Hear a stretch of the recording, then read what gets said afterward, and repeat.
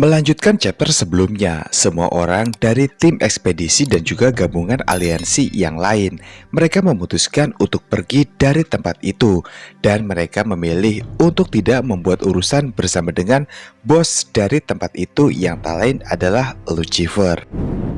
Sewaktu Tuan Tangsan bersama dengan Nyonya Carolina sedang beristirahat, Tuan Aguston pun lalu datang menghampiri mereka. Semuanya di sini jadinya. Sialan, apa yang terjadi barusan? Siapa orang itu? Kenapa aku tidak sempat bereaksi?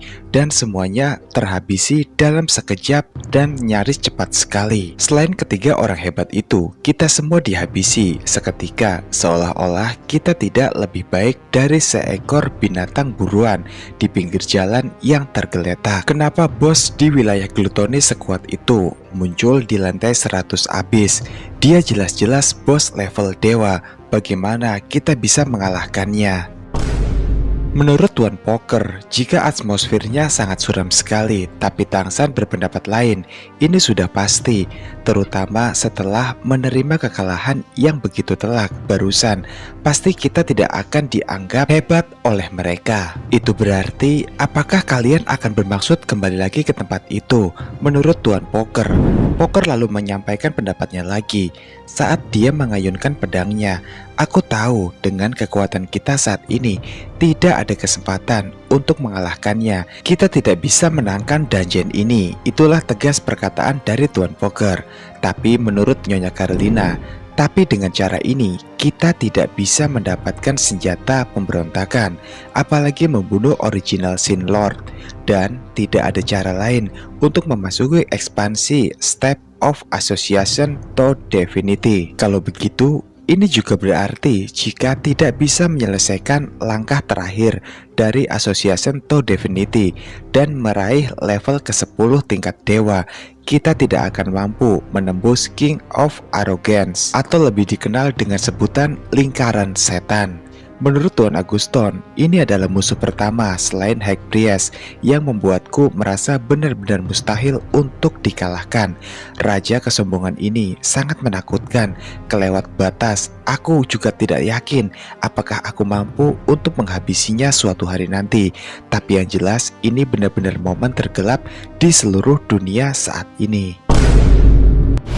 Di tempatnya, Raja Iblis Merah sedang memantau 3 orang yang paling berpengaruh, yang tak lain adalah Tuan Aguston, Nyonya Carolina, dan juga Tuan Tangsan. Momen tergelap itu benar, tapi ada satu hal yang kalian salah untuk pahami.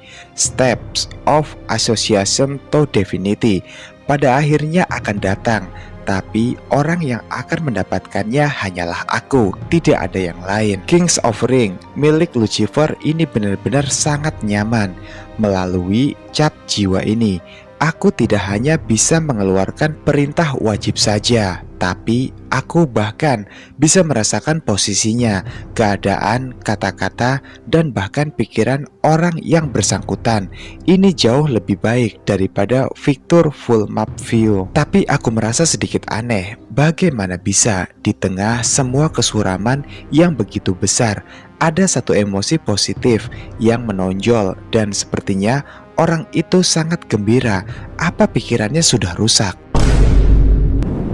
Dengan kemampuan dari Raja Iblis Merah yang bisa untuk membaca pikiran orang lain, ia pun mulai membaca sosok orang itu, yang pada akhirnya ia pun tahu siapakah dia.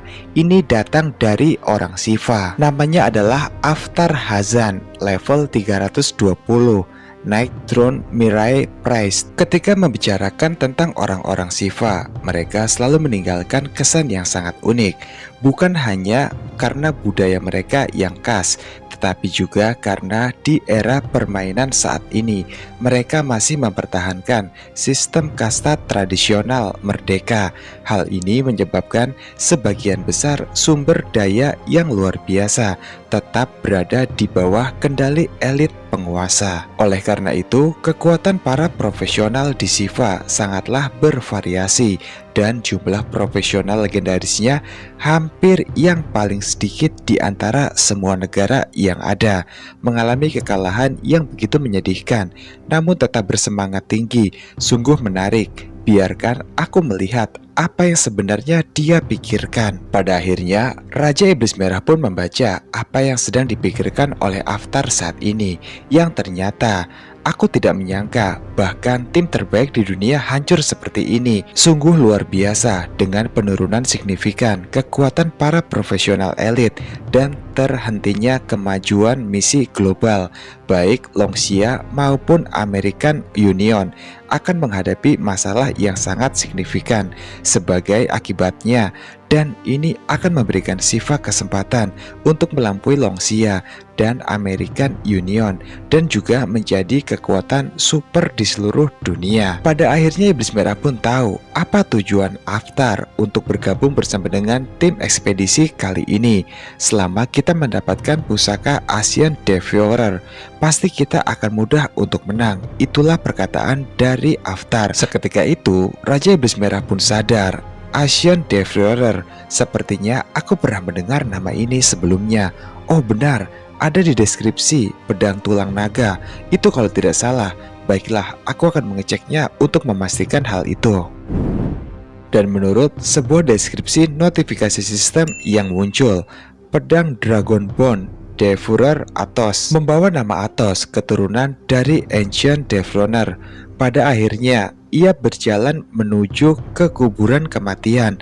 Pedang tulang, jiwa, darah, mayat tidak membusuk, dan penghancuran tidak pernah berakhir. Seketika Raja Iblis Merah pun berpendapat, sungguh menakjubkan sekali mengetahui kekuatan dari pedang tulang naga itu bisa menanamkan rasa takut pada baik roh maupun naga.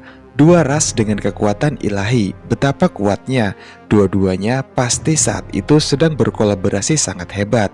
Kalimat terakhir mengungkapkan informasi yang paling krusial. Siapapun yang memasuki kata Mbone Naga mungkin berharap untuk mewarisi pusaka pahlawan misterius itu dan Asian Devourer tentunya.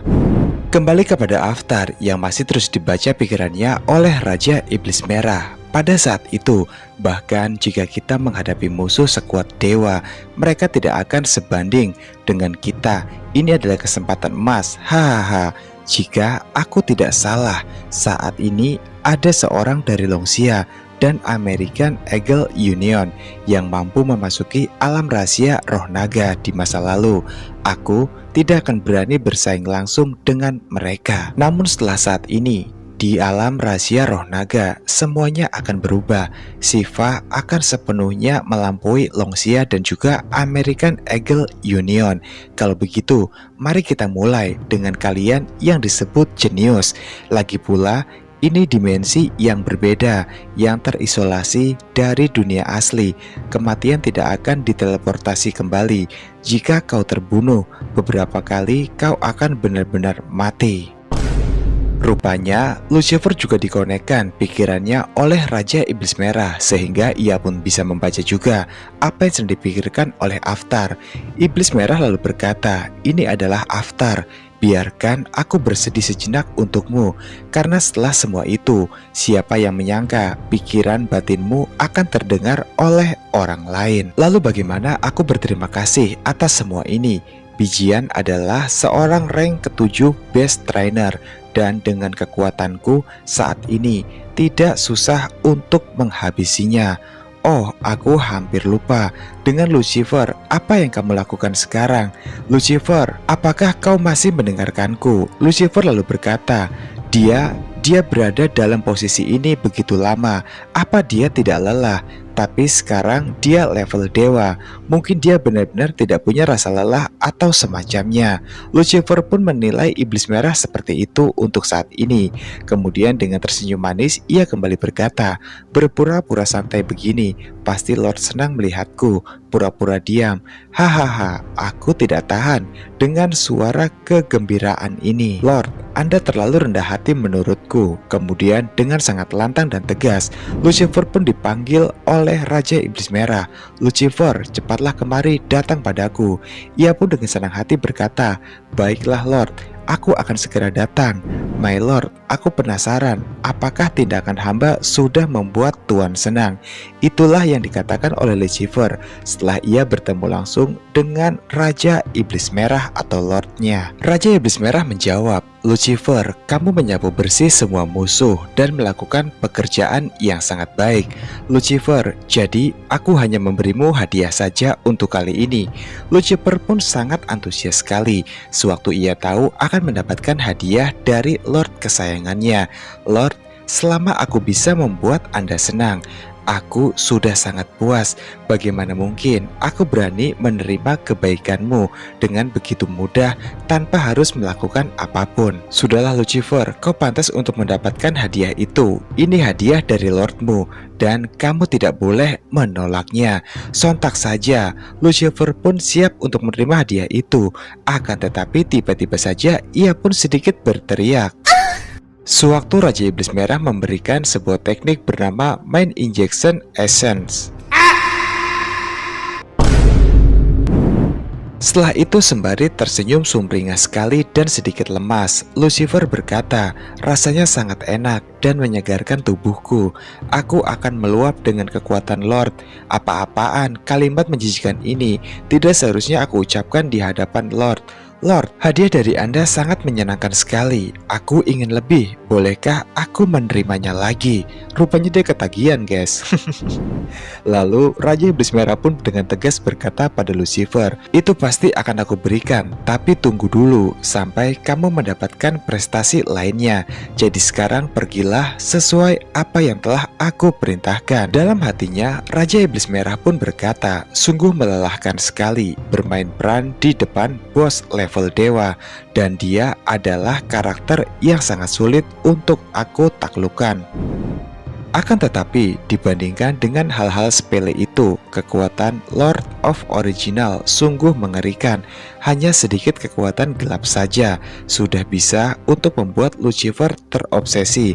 Ketika keadaan lemah ini diangkat seberapa kuat aku nantinya. Setelah itu, Raja Iblis Merah pun sangat terkejut sekali sewaktu ia mendapati di sebuah tempat.